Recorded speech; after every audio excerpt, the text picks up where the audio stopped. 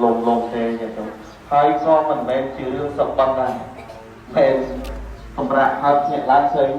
là một phần này cái thế đó nhung mình đây cũng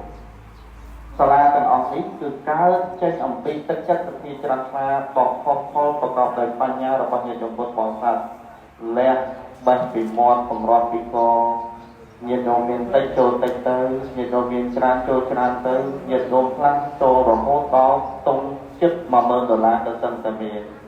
នេះទៅសឹងតែជាទឹកចិត្តសទ្ធាបងដល់អំណាចគឺការពោលពាក្យវាចាបែបមកឲ្យពីរូបពីតាពាក្យពិតញាតិពុទ្ធបរិស័ទមានការជឿទុកចិត្តយ៉ាងក្រៃលែងនេះមិនមែនតែបងគ្រូមួយទេធម៌នេះបងសម្ដែងទូទៅចំអស់បងតែបុគ្គលណាដែលមានពាក្យពីរូបពីតាពាក្យពិតមានប្រយោជន៍អ្នកផងទាំងពួងតែងតែស្រឡាញ់ជាមហាស្នេហ៍ណាស្នេហ៍ធម្មតាវាអត់អាចផិតភេជាការតាំងយូរទេប្រហែលមួយរយៈពេលទៅក៏វាសាបទៅវិញប៉ុន្តែផ្នែកនេះគឺផ្នែកគឺការពោលពាក្យពិតពោលពាក្យមានប្រយោជន៍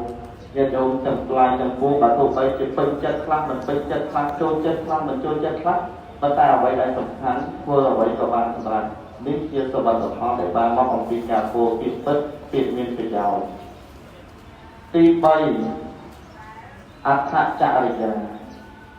ការប្រព្រឹត្តខ្លួនជាប្រយោជន៍អូតាមបានទេអត់បានទេតោះណាមើលបោទៅលោកគ្រូអត្ថចរិយាការប្រព្រឹត្តខ្លួនឲ្យជាប្រយោជន៍ខ្ញុំកណាត់មកលើរឿងមួយញាតិញោមពុទ្ធបរិស័ទនៅក្នុងប្រជុំនិទានជាដោះរឿងទី52ខ្ញុំ អានជើងទៅសិក្សាបានគឺរឿងអម្ពតបោះខ្ញុំរឿងអម្ពតបោះរឿងអម្ពតបោះនេះលោកសម្ដែងថាសេចក្តីសង្គ្រោះជាមហាស្នេហ៍ដ៏ពូកែផុតក្នុងលោកសេចក្តីសង្គ្រោះណាញោមជាមហាស្នេហ៍ដ៏ពូកែបំផុតក្នុងលោកនៅក្នុងការកន្លងទៅហើយមានព្រះជាមួយអង្គព្រះនាមព្រហ្មទត្តក្រុងរាជសម្បត្តិនៅក្នុងក្រុងព្រះនសីនៅក្នុងការនោះព្រះបរមពុទ្ធិសត្វជាម្ចាស់នៃយើងយកកំណើតកើតជាកូនព្រាហ្មណ៍នៅក្បែរក្រុងព្រះនសីជាពុទ្ធបរិស័ទនៅខាងទិសបន្តពេលដែលវ័យវឌ្ឍនាការចម្រើនច្រើនឡើងពេញរូបពេញរាងពេញកំឡោះឃើញថាអូការគ្រប់គ្រងផ្ទះនេះវាលំបាកណាស់ការមានប្តីមានប្រពន្ធនឹងពិបាកណាស់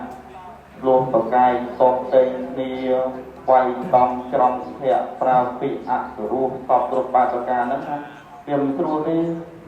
ក៏កើតសេចក្តីនឿយណាយញាតិពុទ្ធបរិស័ទចេញចាក់ផ្ទះទៅពោះជាតបោះនៅចិត្តជើងនំភេទមាលាយញាតិពុទ្ធបរិស័ទនៅក្នុងការនោះមានតបោះ500ពោះជាបរិវារញាតិពុទ្ធបរិស័ទសាធុសពរប្រុសស្រីគ្រប់រូបទាំងអស់គ្នានៅក្នុងការនោះញាតិពុទ្ធបរិស័ទនិយាយអំពីអាកាសធាតុគឺដៅហួតថៃអស់ខ្ញុំណាទឹកនៅក្នុងជលងនំក្តីទឹកនៅតាមទឹកពាំងដងអូព្រែកអីគឺរីកស្ងួតឯងអស់អលិចតែម្ដងមកដោយយើងក្តៅការពីប្រហែលថ្ងៃមុនហ្នឹងក្តៅខ្លាំងហ្នឹងក្នុងការនោះក្តៅខ្លាំងជាងនឹងទៀតទៅទឹកហ្នឹងគឺរីងហួតឯងអស់អលិចហ្នឹងសត្វទាំងឡាយទាំងពួងហ្នឹងគឺសត្វខ្លះដំណើរនៃការស្រែកទៀតស្រែកគ្មានទឹកណាញោមណាអត់មានទឹកទឹកហ្នឹងប្រកាសងាប់មួយរំពេចក៏សឹងតែមាននៅក្នុងការនោះតបោះដែលឈ្មោះថាអម្ពតបោះមានសេចក្តីអាណិតអាសូរចង់សង្គ្រោះចំពោះសត្វទាំងឡាយឲ្យបាននៅសេចក្តីសុខរួចផុតអំពីទុក្ខគឺសេចក្តីស្រេកស្ទៀងទឹកនេះជាពុទ្ធបរិស័ទក៏បានទៅកាប់ដើមឈើមួយដើមយកដើមឈើធំកាប់ហើយយកមកចោះណាមកលូងធ្វើជាស្នូកผมก็หยุดตามเชิญนั้นก็ผมហើយអម្ពតបោះបានទៅដងទឹកកន្លែងដែលអាចដងបានញោម តងទឹកយកមកចាក់បំពេញនៅក្នុងស្នូលសត្វទាំងឡាយទាំងពួងឃើញថាបាននៅសេចក្តីសុខដល់អំណាចនៃអង្គតបោះបានទៅដងទឹកយកមកដាក់ក្នុងស្នូលញាតិញោមនៅក្នុងកាលនោះមរិតមរីមរិតគីទាំងឡាយទាំងពួងបាក់តាបាក់សីសត្វជើងពីរក្តីសត្វជើង4ក្តីសត្វមានជើងច្រើនក្តីសត្វអត់ជើងក្តីគឺមកអាស្រ័យដោយទឹកតែអង្គតបោះ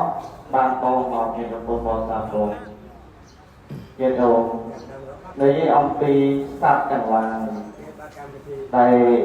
បាននៅសេចក្តីសុខដល់អំណាចនៃអង្គតបោះបានតងទឹកយកមកដាក់ញាតិពុទ្ធបរិស័ទក៏មានសេចក្តីត្រេកអរសប្បាយចិត្តណាញោមណាឧទាហរណ៍ថាយើងកំពុងតែហៅហត់អស់កម្លាំងអត់បាយក៏ឲ្យទឹកមកទឹកត្រាប់តែមានលក្ខផងគេឲ្យបាយគេឲ្យទឹកមកសប្បាយចិត្តទេញោមសប្បាយបងតែថាស្មារតីញោមសប្បាយដូចគ្នាហ្នឹងណាញោមហើយមានសេចក្តីដឹងគុណចំពោះអ្នកដែលបានធ្វើគុណគឺសេចក្តីល្អមកដល់យើងមែនទេញោមនៅក្នុងការនោះក៏ដូចគ្នាញោមសត្វទាំងឡាយបានដាក់កតិកាសញ្ញាចំពោះគ្នាថាយើងគួរកប់បីតបគុណចំពោះតាបោះនេះដែលបានសង្គ្រោះចំពោះយើងទាំងឡាយមិនខ្វល់ខ្វាយជាមួយនឹងសេចក្តីស្រេកឃ្លានទេពីព្រោះរវល់តែណាធ្វើស្នូករវល់តែទៅដល់ទឹកលិចនៅក្នុងការស្វែងរកទីខាងគឺចង្ហាន់ដើម្បីសោយឬដើម្បីឆាន់សម្រាប់ខ្លួនឯងជាពុទ្ធបរិស័ទបងណាអត់មានខ្វាយខ្វល់ជាមួយនឹងសេចក្តីស្រេកឃ្លានទេរវល់តែអាណិតទៅដល់សត្វទាំងឡាយចឹងសត្វទាំងឡាយហ្នឹងដាក់កតិកាសញ្ញាថាយើងគួរកប់បីតបគុណចំពោះអង្គតបោះនេះតឡងគ្នាយកនៅផ្លែឈើញាតិញោមអ្នកខ្លះយកផ្លែចឹងទៅអ្នកខ្លះយកមើលចឹងទៅបើគិតទៅញាតិញោមពុទ្ធបរិស័ទនៅក្នុងគម្ពីរលោកបញ្ជាក់ថាបើគិតជារតេះបើនិយាយអំពីផ្លែឈើនិងមើមឈើមួយថ្ងៃស្មើនឹង2500រតេះមួយថ្ងៃទេនោះណាស្មើនឹង2500រតេះច្រើនក្រៃលែងច្រើនញាតិពុទ្ធបរិស័ទសាធុសពរប្រុសស្រីគ្រប់រូបទាំងអស់គ្នាញោមកាត់ខ្លីៗញាតិពុទ្ធបរិស័ទអង្គតបោះតែម្នាក់បានសង្គ្រោះចំពោះសត្វទាំងឡាយទាំងពួងឲ្យរួចផុតអំពីសេចក្តីទុក្ខអំពីសេចក្តីភ័យអំពីមរណភ័យនៃពុទ្ធបរិស័ទហើយតបោះទាំង500ក៏បានអាស្រ័យដល់អំណាចគុណរបស់អង្គតបោះដែរនៅក្នុងការនោះញាតិពុទ្ធបរិស័ទតបោះទាំង500រូបបានឆាន់នៅផ្លែឈើមើមឈើយ៉ាងឆ្អែតស្កប់ស្កល់ហើយមិនអត់ទៀតញាតិពុទ្ធបរិស័ទបងបានព្រះបរមពុទ្ធិសត្វជាម្ចាស់នៃយើងពោលថាអស្ចារ្យណាស់សេចក្តីល្អរបស់បុគ្គលតែម្នាក់អាចញ៉ាំប្រយោជន៍ឲ្យតបោះ500បានឆ្អែតស្កប់ស្កល់បាននៅសេចក្តីសុខ